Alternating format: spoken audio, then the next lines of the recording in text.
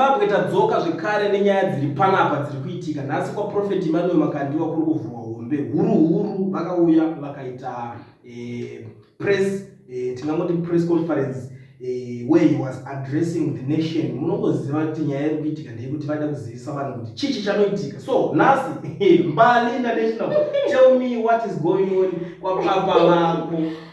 Okay, so kwa Prophet rukunzi hapana kuzongoropinda zvechiwainga musesadi because obviously vakadonda. Yes, saka zviri kunzi wese ari kuzoti ada kunoenda for this challenge, for this $1 million challenge, arikufanira kuregister and the registration kubva on Saturday. Okay. Yes. Okay. So I think some few hours ago vabuda kavachita video rere vachitaura kuti like zvichafamba so saka kwekutori strict zvekutodaro strict pachiko but imimi papanyepa vakachallenge vanhu vakaudzira vanhu kuti vakatanga mabhuku here kuvanhu kuti you guys are going to challenge you musi wakati on Sunday kana vangoita randomly pamike kubva ngoti uya kana uchiita Prophet chinguva vakangoti pamike ngoti museSunday kana Prophet wako vanotya ivo no haisi yekutya but vakungototi pave order yei order yei vanofanira ngomira apa povesa zvinhu zvomuhomwe kungopinda chero Prophet ari kubva kwakuva because maya ndatozvinzwisa vanotsipika vanhu vakadaro manje togobude musha vadatsipika vanhu Prophet wako pakuti uye munyoresa mazita vobva ningi akamira so voita background check anopindira kupa ndididi votsvaga kana ana spiritual father kugara vatora spiritual father wake ndingi pawanenge akamira so kana tobva ngoti mazita ese atoiswa bani kwakanzi zita mune munhu nesene chaiyo repachitupa kutsipika uchaprofita chichoroprofita unotoya wakadzimwa vanhu munhu anofanira kungobva random kungoti zvinhu zvingova organized. There's no need for order because tikada kungoti chero ka ngavauye kandi ndozvavaitaura vaita hakuna n'anga idzodzo dzacho ngadziuyezve just like that. No, they can just come all of a sudden. Vasina kana kutanga vataura kuti vari kuuya. Aiwa, handakangoti Sunday kune ndiri kuitika. Ngazviitike Sunday zvacho. Hatisi kuramba. Ari kutya Prophet wedu. Vane point. Wezi vakaita kuti nanganga vana maprofits. Saka zvinhu zvikasaita order vanofanira zvoti kukuya nhamba yevanhu vakati kuitira time yavo izvinhu zvavo because vataura kuti we don't want time munhu wese anongotanga kungosungo but iwo ndiriwe kune vamwe ndozotamba and you know what kutamba but vazoti hatina zvekuita. Do you know kuti hakusi kuzongouya ngangari munhu akangoita kana 7 kana 7 unoona kuti vanhu chingotambisira variko vanhu vakadaro saka vada kuziva kuti kuri kuya nhamba yevanhu kana vari 100 kwezoti tichatanga competition yedu tichatanga zvinhu zvedu nenguva yakati tichapedza nenguva yakati vachishandisa time kwete kuti vati munhu wese ngaangouzi ko munhu wese akagara muchechi kaarangoti tavada kuenda muprova ko chichakashata kuti munhu wese agara muchechi aprova aiwa kune vamwe vanhu vangonakidza vanotambisa nguva aiwa hapana chinhu kuti Zimbabwe dzitoriwo mbeu dzakadaro dzemunhu ndangoita ngonokonzera distraction yechiko pa 1 million vanhu vanopengera pamari ari kune security unotoona kuti mumusoro pangu inini it's part of security. No, you know what I was thinking.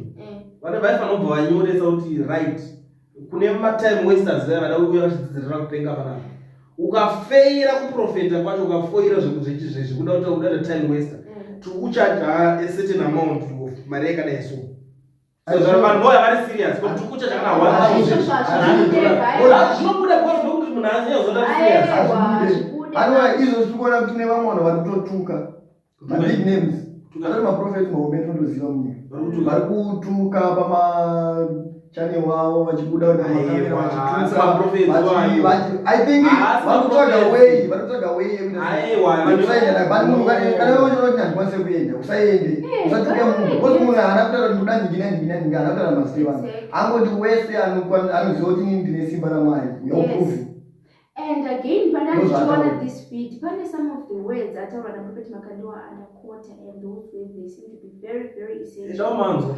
Okay, vari kuti ivo havana kuti hakuna true prophets kana nanga. Vambonzi nani vakati hakuna true prophets kana nanga.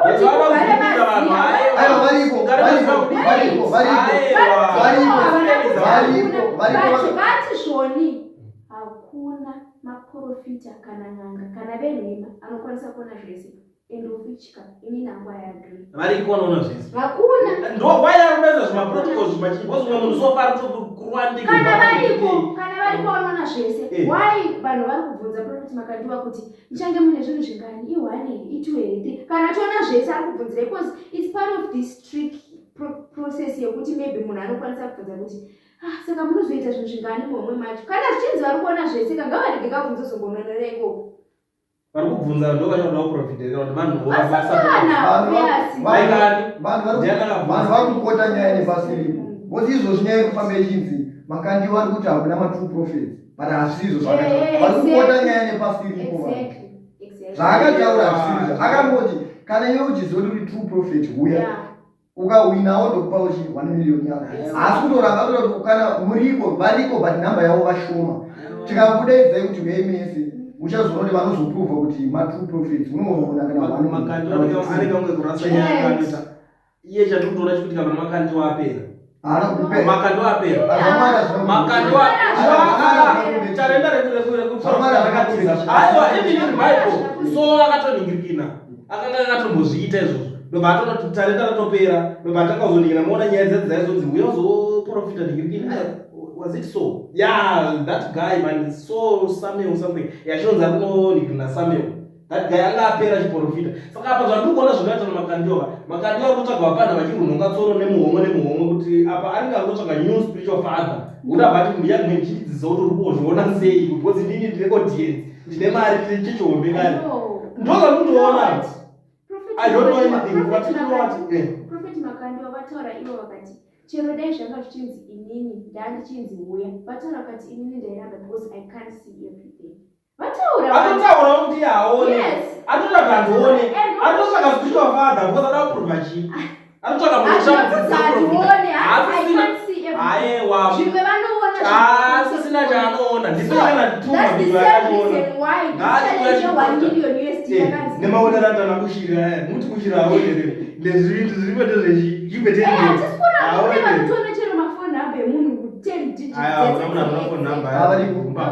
ndosaka iye ataura kuti uyai uratidze chiprofita chako ende ane zvimwe zvinhu zvaataura hanzi ukahwina mari yako 1 million usakanganwe kubhadhara tax pamari iyoyo unofanira kubhadhara tax ayo izvo zvinei naye izvozvo the one chinjacho wangopa munhu wani wati iwopo unobudipuwa mari yedhiri wari wadhiri watengesa foni yako ukaugaofu kana uchi uri kuzoudzwa here kuti ichena unobhadhara tax kumadhiri ramaita wawina kana njuga kana kuti uri kudzwa here kuti inoningira tax nani unozozvionerawo iye ukudza kuti usakanga unobhadhara tax anenge achitosvika kuti government nyaya iripo ndekurasa nyaya last week paya akabuda achitaura zvekuti ameno 2030 what saka ndobva kuti vakumudzvanyo inini I believe kuti itori kudzvanya but chikuitika this 1 million challenge iri kuitwa kwaProphet Makandiwa vati ivo the main reason yavari kuitira this challenge is because of vada kuticha vanhu lesson. Which lesson? To prove something. What because lesson? Most of the churches, they do not do practicals. So this is sort of like a practical. It's an experiment. So like they just want to experiment kuti accuracy amuna because vanhu vazhinji vari kuisa trust yavo maprofits. They are putting their 100% trust. So maybe vanhu vakazvionera ivo pachavo musi weSunday kuti zveshuwa hakuna munhu chi and accuracy when it comes to these prophetic things. People will see kuti zveshuwa chi hakuna profit. Iwe ndamuti ndazwa uchitanzi Makandiwa apera chaone kune vafanwa kuona. Uri kumizireyo kuti anoona wacho uri kuti uyu ndiari kuona pawafanwa kuti uri kuona ndiani. Ndira kwapo. Asi ari kutaura kuti na prophet different. Vari kutaura kuti sikuenda. Mirapo ndakafarira one yakataura. Akati isusu ngatimboita izvo zvedu ngatisimbomira kutendera tichiisa munhu wakawanda. Ngatimboenda kana national sports kana kuti kufaro ndongosvika ipaTwitter challenge yekuti ndongokutorera voice rako ndotoenda. Kana unongondichaira foni ndongosumudza imba yako marata ndongondichaira foni izvezvi. Zvichiri zvevamwari. Ndezvamwari kanosimba ramarhanzi prophet ari mwari wangu anoita sei. Ndinapopo ari kuona zvese. Inini hangu I'm a big church here. Pana miracle pane mafeelings. Both miracle are feelings. Because kuti prophet anje ku national sports 32. But prophet Makandiwa pavakataura nyaya wana kuti ndikuda avanonanga munhu kuti miracle po. Vakati ma prophet munhu wese ma prophets ese uyai ana kuti miracle po. but Miracle Paul tuona kune mavideo akawanda kutenderera anfuka pamwe izvo zvane 15 mavideo ane mafeelings ende ari kutuka Miracle Paul anokutuka ari kutuka tipe clip rachira Miracle Paul achituka chinonzi kutuka sei kutuka hakusi kuti pfutseke hakusi Ita sei. ndokutuka kwamajairi zvaari kutota ukada kunzwa zvaari akusi kutuka no man yo aungati hakuna maprofesa akatoti ndatoizwa 1.5 million aono makandiwa havasikuramba kuti kune anoona nyaya iri pakuti please get the concept nyaya iri pakuti hakuna muprofita anoona zvese Miracle Paul akabatoti kana unotesta maprofetika toka takutestawo newo futi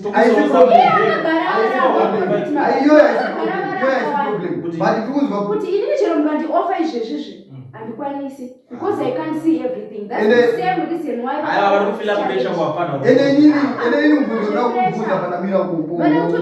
Ndiyamuona chichi. Andiwati ndiyamuona ndiyali panyitiso. Makandiwa watapera chichi. Ya makandiwa wasina professor. Makandiwa professor yefesizo. Makandiwa akabvuma ngandina ndiende bosi andione chinhu zvese. Akabvuma bali ukubvunza kuti ine mvuzo change into your prophecy. Yo atenda ndokudana kubira mara ukona zvita wamapana kuprofitera ukatosvika izvo zvati kuzodrive yo kuroiwa niki right yo wakadai problem is okusoro kana professor yati kutoda iyoyo ndokuti makandiwa iko zvinezvika ndakapedzera kuona chezvita kudhara no problem ini mubvunzo wangu ndotiza pamunhu ini ndine mubvunzo atokagambana utolinga naye bosi wakabvuma unocheshwanyenga you submit because you are broke contract on 1 million euros anoga kutochura uite be my friend or my mentor or something. When this don't tell us to zoga power test. Wait. Ini mubvunzo ndira kubvunza uri simple. Wati Miracle Paul ndo papa wako vari kuona izvo zvose. And this is papa wangu. What are my prophets? Every prophet in this world. I respect different prophet Otamagaya, all those guys are it. Nemazita awo nezvanenge vari. And at the same time those guys in the taura pakaita akanganyisa andinyare kana kutya futi kutaura ndongotara the same like papa. Because in I say things the way it is. Ndongotara sezva story. Antenderere. No problem. Anoto akanganisa sekuti vapera. No problem. Because hiyo kudhara ayo. Let's talk about makandiwa kawana kudhara makandiwa achipinda mukumuzere makandiwa. Achiprofita zvese achitisira padheza aya vachipisa majudgment night ukamona majudgment night. Makandiwa is the same person akaisa mukadzi anzi mukadzi Miracle Baby what wait 3 days. Exactly. Chachiri chokwadi. Angafa kuti ase munhu akatonzi angasina nhumbu patonzi watone nhumbu izvozvo wobva 3 days Miracle Baby. Do you still believe that? And you think kuti isusu takangana? Because kana rimwe generation yama 2K vanenge vazvikangana isu hatikangana isusu. Techizviziva. Ndokusaka tichiti munhu akatotaura atototi aiwa uyu kwakupera because makandiwa anga asina that kind of language but anoti tinokuprofita tokuona zvese. Varikuitira izvi kubatsira nyika. Wangu pakuti why Miracle Paul achiti ari kuti munhu wamari anoona ndizvo. Why ari kuti andiende bosi ndotsipikwa anotsipikwa sei ari munhu wamari ngaende akagadzirira bosi ari kuziva kuti ndotsipikwa ngaende akagadzirira. Ndionga uchimudefenda kamera. Miracle Paul panyaya iyi akangotaura side rake akataura kuti chinoitika madzandiwa munyaya yeprofetic iyi kune chinonzi kutsipikwa unoona kuti enda ikokoka motsipikwa ende iye zvaitocomplaina aiti iwewe chisiyawo vamwe vamboshainawo hakuna kuda kuita sekuda kuramba uriwo wega uri one. So what it means point yaMiracle Paul ndinotoitora sei point ripo why ndikudawo because iye atotaura kuti uyu kauyu usade kushaina uri one. Makandiwa anogona kuuya kamotenda munhu anoprofita ukuvhara uprofita hwese mwana wese atongoroziva kuti anogara hawo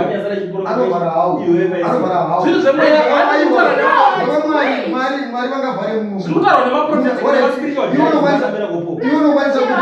chacho chiri muhomweka pachatotanga patariswa kuti zveshuwaka hapatombona kana umwe utsotsi uchatomboitika kana kuti maybe pamwe chati homwe inenge yakaboka kana kuchinja chii kana kuchinja chii ndosaka panzika pathis event panenge patorine strict wakatosiya hapana strict yavanoita ichimuravo ende chikonyanya kutofunga makandiwa anotounza vafanha vake vaari kumenta iye vamwe vese otadza vasingazikanwe here kozi hakuzoshaika nawana asingazikanwa unotometa munhu vamwe vasingazviziva vapane vanhu the likes of Magaya angari spiritual son waanza TB Joshua Yeah. but angafungatozikana na TB Joshua wacho back then kumashure kwatiti akatozozikanwa paya atovhura ministry ndimi papa vangu ndimi mutondiningiririkana mutondiita zvese chichiva vasanga kucommunicata pamafoni pamachichi. So what are you saying?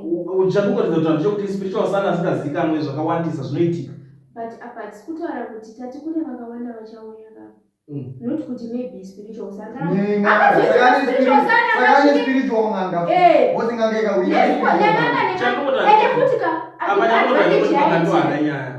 No, you know because he doesn't know anything about Kunganga. Kana ari a true prophet here kana say kutaura vanenge vachizviita because anoziva things. No, anoziva things for the spiritual, spiritual realm yavo yekuma prophets, we prophetic. Ko zvenganga azoziva sei kumatengwe nganga kunganga iri. You know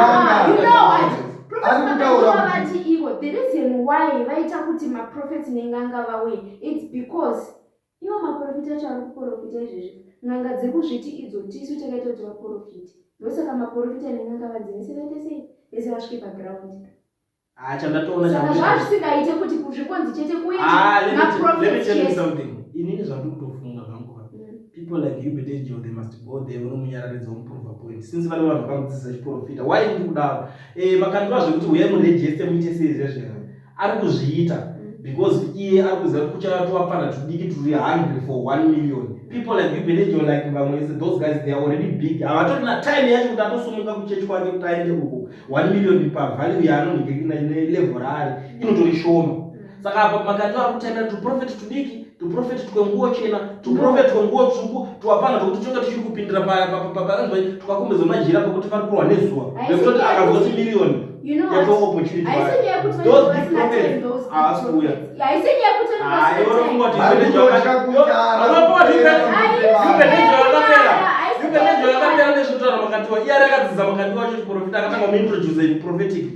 Plus I said even here makandwa akatoona vanhu vese chero mugadzira prophet nenge Bedejo is the only one anoona zvese kuma videos ari kuma. Oh, ataona zvese. Akatozvitaura kani. And which prophet makandwa is saying hakuna pamurasa nyaya mani maybe because akataona zvese Bedejo. Hakuna profita. Hakuna profita nobasa kana kuprofita. Andisa kuprofita asi I agree with prophet makandwa kuti hakuna munhu makandwa urasa nyaya ende atotry unotomendwa. I think munofana kucheka kuti na spiritual father wake vachiri good books here because spiritual father wake ndivamwe vakapera futi vakapotsa prophecy kugana. Do you know that? Yakabatwa Bedejo akairova authentic akatonhonga tsono. Andisopinda personal, go on YouTube. We're on YouTube right now. Search prophecy ya Victor Kusibwati ngani ndianga spiritual father wamakandwa. Akati uyu prophet wewe as a president wendigirikina akawishura prophecy. President wanga prophet asi akapinda. It's a fact, it's everywhere on internet. Go and search. Ndizvo zvatikuramba asi nyedu zvamanje manjiri ndipanye waniwindona. Ndopanenyedu. Kuti isusu prophet vakandiwa vatogona pakuunza chiuichi kuti tinyatsoona zviri. Because guys, do you know kuti kune vanhu vakawanda they lost almost zvinhu zvakawanda in life. Vachingobelieve kuti aiwa zveshuwa vanhu vanoona zvese. So yes, this prophet difference anongationa zvese. Those four. Haina vanhu kwazana ma spiritual spectacles makaona zvita Fredi. Hapana masvika pano zvenyu makasa mari yenyu makaera sina pakati. Musadherere munhu osvika kuona kuti muhomwe maiswa muzungu nechibage. Sande kusvika toda kuona vese variko hapana arisiri kudiwa. Asi chokwadi chichataurwa ndechekuti zveshuwa hakuna munhu unoona zvese.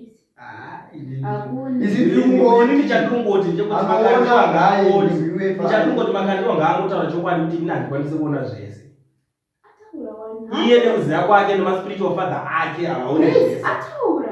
Kune tone vamwe vanoona zvese. I think that's the other reason why my big prophets kapasiri kuzoenda.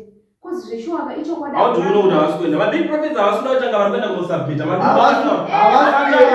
Kana uchida challenge yacho uya pana big prophet is the only one. He's the only one achaenda kudenga inotaura. Aitaura hapana akaona. Aingotaura. He is big. Aiwa asiya. Pana madumbe ndakuramba. Pana madumbe ndoramba. Pana madumbe ndoramba. Is he not a prophet? Andizoziva. So why are you judging? Why are you judging him? Pane zvimwe zviri pachena. But inini hangu chungoedza kuti kuramba pakuti big prophet pana madongwe aiwa madongwe Plus profita atinakudzi kukura ndozvinhu zvendinoziva profita zvinokukura So you have to respect zvekwamwari Yeah, don't have to tell that. So you guys have to respect and miracle Paul. You have to respect and prophet. You have to respect and prophet. Makandi vari kurespecta vanhu vese. Makandi vari kurespecta vanhu vese. Ene makandi haana kutaura zita remunhu. Prophet ndingi ndevefeki. Prophet ndingi ndevefeki. Akangotaura. Kubva atiura yai.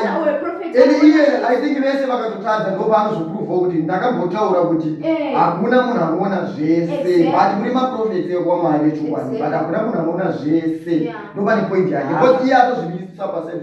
Ndinoona but handioni zvese. Saka ivo nyangwe vakatadza isi mhosva. Anongovapruvha kuti hamuone zvese.